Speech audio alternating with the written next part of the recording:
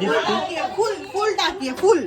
आज आमच्या बिल्डिंगमध्ये महायुद्ध होता होता वाचलं. नमस्कार, मी आहे वैभव देशमुख आणि ही माझी ताई वैष्णव देशमुख. आजची सकाळ इतकी घाण आणि घटिया होणार हे आम्हाला कालच्या रात्रीपासूनच वाटत होतं. ते कसं मी तुम्हाला सांगतो. मागच्या 3 दिवसापासून आमच्या घरामध्ये पाणी खूपच कमी कमी येत होतं आणि आज तर बिलकुल पण आलं नव्हतं. त्याच्यामुळे आमच्या दोघांचं ना इथे पण एवढं डोकं हल्लं होतं कारण सकाळ सकाळ आम्हाला कामाला जायचं असतं, स्वयंपाक करायचा असतो, आईला धुणं भांडी करायचं असते आणि पाणी नसतं. त्याच्यामुळे 2 ते 3 दिवस झाला हा प्रॉब्लेम चालू आहे. पण आज तर पिण्यासाठी पण पाणी नव्हतं आलेलं. अख्ख्या बिल्डिंग मधल्या लोकांना पाणी येतं, फक्त आमच्या फ्लॅटला पाणी येत नाही कारण आम्ही सगळ्यात वर राहतो आणि वर येताना टाइम लागतो पाणी. जेव्हा पाणी पडतं आमच्या टाकीमध्ये तेव्हा खालची लोक मोटर बंद करतात आणि ते बोलतात की पाणी संपलं. म्हणून आमचं डोकं एवढं हल्लं ना, खूप हल्लं. त्याच्यामुळे आम्ही सकाळ सकाळ उठलो आणि पहिल्यांदा त्यांच्या घरी खाली गेल्यानंतर आम्ही आधी त्यांना प्रेमाने बोललो की आम्हाला 3 दिवस झालं पाणी नाही, तुम्ही प्लीज पाणी सोडा, आम्हाला कामाला पण जायचंय. ते बोलले की पाणी नाही, आम्हाला पण पाणी नाही आणि टाकीमध्ये पण पाणी नाही. त्याच्यामुळे त्यांच्यावर आम्हाला विश्वास नव्हता. त्यांच्यामुळे खूप दिवस झालं असंच म्हणत होते. जेव्हा पण प्रॉब्लेम येत होता ते म्हणत होते की आम्हाला पण पाणी नाही. पण आज यावेळेस आम्ही त्यांची परमिशन घेऊन त्यांच्या घरामध्ये गेलो आणि त्यांच्या टाकीमध्ये बघितलं तर फुल टाक्या होत्या, दोघांच्या पण फुल टाक्या होत्या.